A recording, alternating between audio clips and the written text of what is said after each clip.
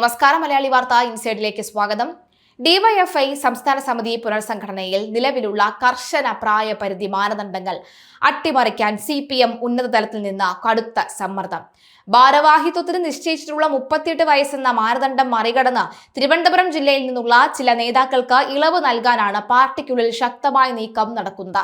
തിരുവനന്തപുരത്ത് നിന്നുള്ള പ്രമുഖ യുവജന നേതാക്കളായ ആറ്റുകാൽ ഉണ്ണി, ആദർശ് SB എന്നിവരെ സംസ്ഥാന സമിതിയിൽ ഉൾപ്പെടുത്താനാണ് ചട്ടങ്ങൾ മറികടന്നുള്ള ഈ പുതിയ ചരടുവലികൾ. സംസ്ഥാന സമിതിയിലേക്ക് പരിഗണിക്കപ്പെടുന്ന ഇവർ രണ്ടുപേർക്കും ഇതിനോടകം തന്നെ സംഘടന നിശ്ചയിച്ച പ്രായപരിധി കഴിഞ്ഞിട്ടുണ്ട്. മുൻ മുഖ്യമന്ത്രി പിണറായി വിജയന്റെ ശക്തമായ നിലപാടാണ് ഈ അസാധാരണ നീക്കത്തിന് പിന്നിലെ പ്രധാന കാരണം. പ്രായപരിധി കഴിഞ്ഞതാണെങ്കിലും ആറ്റുകാൽ ഉണ്ണിയെ എന്തു വില കൊടുത്തും ഡിവൈഎഫ്ഐ സംസ്ഥാന സമിതിയിൽ ഉൾപ്പെടുത്തിയേ മതിയാകൂ എന്ന കർശന നിർദ്ദേശമാണ് അദ്ദേഹം മുന്നോട്ട് വെച്ചിരിക്കുന്നത്. പിണറായി വിജയന്റെ വീട്ടിൽ നടന്ന എൻഫോഴ്സ്മെന്റ് ഡയറക്ടറേറ്റ് റെയ്ഡുമായി ബന്ധപ്പെട്ട സംഭവ വികാസങ്ങളാണ് ആറ്റുകാൽ ഉണ്ണിയെ നേതൃത്വത്തിന്റെ പ്രിയങ്കരനാക്കി മാറ്റിയത്.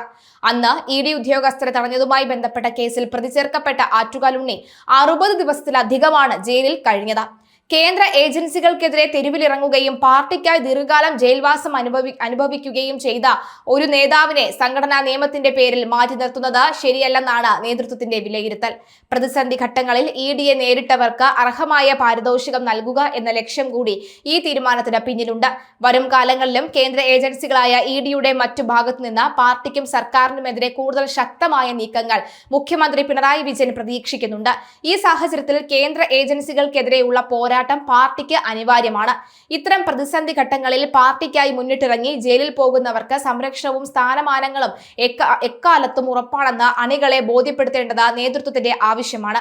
ജയിലിൽ കിടന്നവർക്ക് പാർട്ടിയിലോ പോഷക സംഘടനയിലോ അർഹമായ സ്ഥാനം ഉറപ്പാക്കുക എന്ന സന്ദേശം നൽകാനാണ് ഈ നീക്കത്തിലൂടെ മുൻ മുഖ്യമന്ത്രി ലക്ഷ്യമിടുന്നത്. നേരത്തെ ഡിവൈഎഫ്ഐയുടെ സംസ്ഥാന പ്രസിഡന്റാകാൻ ആഗ്രഹിച്ച പലരെയും പ്രായപരിധിയിൽ വെട്ടിയിരുന്നു. CPM സെക്രട്ടറി MV ഗോവിന്ദനായിരുന്നു അതിന് പിന്നിൽ. എന്നാൽ ഉണ്ണിക്കായി ഇളവ് കൊണ്ട് വരാനാണ് നീക്കം. ഇതേ രാഷ്ട്രീയ ആനുകൂല്യത്തിലാണ് തിരുവനന്തപുരത്ത് നിന്നുള്ള മറ്റൊരു നേതാവായ ആദർശ് SBക്കും പ്രായപരിധിയിൽ ഇളവ് നൽകി സമിതിയിൽ ഉൾപ്പെടുത്താൻ സമ്മർദ്ദം ഏറുന്നത്. എന്നാൽ മാതൃസംഘടനയുടെയും മുതിർന്ന നേതാക്കളുടെയും ഈ അപ്രതീക്ഷിത നീക്കം ഡിവൈഎഫ്ഐ സംസ്ഥാന നേതൃത്വത്തെ കടുത്ത പ്രതിസന്ധിയിലാക്കിയിരിക്കുകയാണ്. ഡിവൈഎഫ്ഐ അഖിലേന്ത്യാ പ്രസിഡന്റ് AA റഹീം ഉൾപ്പെടെയുള്ള നേതാക്കളെ മുതിർന്ന CPM നേതാക്കൾ തങ്ങളുടെ ഈ ആവശ്യം ഇതിനോടകം നേരിട്ട് അറിയിച്ചു കഴിഞ്ഞു. പ്രായപരിധി മറികടന്ന് ഇവരെ ഉൾപ്പെടുത്താൻ ഡിവൈഎഫ്ഐ സംസ്ഥാന നേതാക്കളുടെ മേൽ വലിയ രീതിയിലുള്ള സമ്മർദ്ദമാണ് ഇപ്പോൾ ചെലുത്തപ്പെടുന്നത്. മുൻകാലങ്ങളിൽ പ്രായപരിധി കർശനമാക്കിയതിലൂടെ നിരവധി പ്രഗത്ഭരായ നേതാക്കൾക്ക് ഡിവൈഎഫ്ഐ പടിയിറങ്ങേണ്ടി വന്നിട്ടുണ്ട്. അന്ന് യാതൊരു ഇളവും ആർക്കും അനുവദിച്ചിരുന്നില്ല.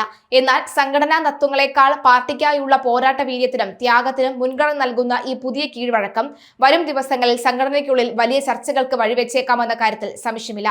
അതേസമയം ഹവാല ഇടപാടുകളിലൂടെയും അഴിമതിയിലൂടെയും വിദേശത്തേക്ക് ലക്ഷക്കണക്കിന് രൂപ കടത്തിയെന്ന കേസിൽ മുൻ മുഖ്യമന്ത്രിയുടെ മകൾ വീണ വിജയനെ അറസ്റ്റ് ചെയ്യാൻ എൻഫോഴ്സ്മെന്റ് ഡയറക്ടറേറ്റ് നീക്കം ശക്തമാക്കി. ഇതിന് മുന്നോടിയായുള്ള ശക്തമായ സാമ്പത്തിക ഡിജിറ്റൽ തെളിവുകൾ ശേഖരിക്കുന്ന തിടുക്കത്തിലാണ് കേന്ദ്ര അന്വേഷണ ഏജൻസി. ആവശ്യമായ തെളിവുകളുടെ ലഭ്യത പൂർത്തിയാക്കുന്നതോടുകൂടി ഏത് നിമിഷവും വീണയുടെ അറസ്റ്റ് ഉൾപ്പെടെയുള്ള കടുത്ത നിയമ നടപടികളിലേക്ക് ED കടന്നേക്കും. ഈ സാഹചര്യത്തിൽ പിണറായി വിശദ നിയമോപദേശങ്ങൾ തേടുന്നുണ്ട്. മുൻകൂർ ജാമ്യം എടുക്കാൻ വീണയ്ക്ക് കഴിയുമോ എന്നതാണ് പരിശോധിക്കുന്നത്. വിദേശത്തേക്ക് 85 ലക്ഷം രൂപ അനധികൃതമായി ഹവാല മാർഗത്തിലൂടെ കടത്തിയെന്ന ഗുരുതര കണ്ടെത്തലിൽ വീണയ്ക്കെതിരെ വിദേശ നാണ്യ വിനിമയ ചട്ടം പ്രകാരം കേസെടുക്കാൻ ED നടപടികൾ വേഗത്തിലാക്കിയിട്ടുണ്ട്. ഡിജിറ്റൽ രേഖകളുടെ പൂർണ്ണ വിവരങ്ങൾ പരിശോധിച്ച ശേഷമേ പുതിയ കണ്ടെത്തലുകളുടെ അടിസ്ഥാനത്തിൽ വീണയെ ഉടൻ ചോദ്യം ചെയ്യാൻ വിളിപ്പിക്കൂ. വ്യക്തമായ മറുപടി നൽകിയില്ല എങ്കിലും കേസെടുക്കുകയും ചെയ്യും. വീണയുടെ ഭർത്താവും മുൻ മന്ത്രിയുമായ PA മുഹമ്മദ് റിയാസിന്റെ അടുത്ത സുഹൃത്തുക്കളുടെ വീടുകളിലും പ്രമുഖ സ്ഥാപനങ്ങളിലും കഴിഞ്ഞ ദിവസം EDA നടത്തിയ മിന്നൽ റെയ്ഡുകളിൽ അതിനിർണായകമായ രേഖകൾ ലഭിച്ചിട്ടുണ്ട്. ഈ രേഖകളുടെയും പിടിച്ചെടുത്ത ഡിജിറ്റൽ ഉപകരണങ്ങളുടെയും സൂക്ഷ്മ പരിശോധന കൊച്ചി ED ഓഫീസിൽ റെയ്ഡുകളിൽ ലഭിച്ച തെളിവുകളുടെയും ഇലക്ട്രോണിക് ഫോറൻസിക് പരിശോധനാ ഫലങ്ങളുടെയും വിലയിരുത്തൽ പൂർത്തിയായുടൻ വീണയ്ക്ക് ഔദ്യോഗികമായി നോട്ടീസ് അയക്കും. വീണയെ വിശദമായി ചോദ്യം ചെയ്തതിനൊപ്പം തന്നെ മുഹമ്മദ് റിയാസിന്റെ മൊഴിയും ED രേഖപ്പെടുത്തും. ഹവാല ഇടപെടലിൽ നേരിട്ടുള്ള പങ്കാളിത്തം വ്യക്തമായാൽ റിയാസിനെയും കേസിലെ പ്രതിപട്ടികയിൽ ഉൾപ്പെടുത്തും. അന്വേഷണത്തിൽ EDക്ക് ലഭിച്ച ഏറ്റവും നിർണായകമായ തെളിവ് വീണയുടെ സ്വന്തം കൈപ്പടയിലുള്ള കുറിപ്പാണ്. 20.05 കോടി രൂപയുടെ വലിയ സാമ്പത്തിക ഇടപാടുകളും ചെലവുകളും വീണ കൈപ്പടയിൽ എഴുതി സൂക്ഷിച്ചിട്ടുണ്ടായിരുന്നു. ഇതിനാണ് ദുബായിലെ ഒരു പ്രത്യേക അക്കൗണ്ടിലേക്ക് 85 ലക്ഷം രൂപ ഹവാലയായി കൈമാറിയെന്ന വിവരം വ്യക്തമായിരിക്കുന്നത്. വിശ്വസ്തരായ ചില ഇടനിലക്കാരെയും വ്യക്തികളെയും ഉപയോഗിച്ചാണ് ദുബായിലേക്ക് തുക കടത്തിയത്. റിസർവ് ബാങ്കിന്റെ മുൻകൂർ അനുമതി ഇല്ലാതെ ഇത്തരം വൻ തുക വിദേശത്തേക്ക് കൈമാറുന്നത് ഫെമ നിയമങ്ങളുടെ നഗ്നമായ ലംഘനമായതിനാൽ അറസ്റ്റ് ഉൾപ്പെടെയുള്ള നടപടികളിലേക്ക് കടക്കാനുള്ള നിയമവശങ്ങൾ അന്വേഷണ സംഘം വിശദമായി തന്നെ പരിശോധിച്ചു വരികയാണ്. വീണയുടെ കുറിപ്പുകളിൽ പണം കൈമാറാൻ സഹായിച്ച ഇടനിലക്കാരുടെയും വ്യക്തികളുടെയും പേരുകൾ അടക്കം ഉണ്ടായിട്ടുണ്ട് എന്നാണ് റിപ്പോർട്ട്. ഈ വ്യക്തികളെ ഉപയോഗിച്ച് കോഴപ്പണം വിദേശത്തേക്ക് കടത്തുകയായിരുന്നുവെന്നാണ് ഇഡിയുടെ പ്രാഥമിക നിഗമനം. ഉടൻ അറസ്റ്റ് ഉണ്ടാകുമെന്ന് തന്നെയാണ് സൂചന.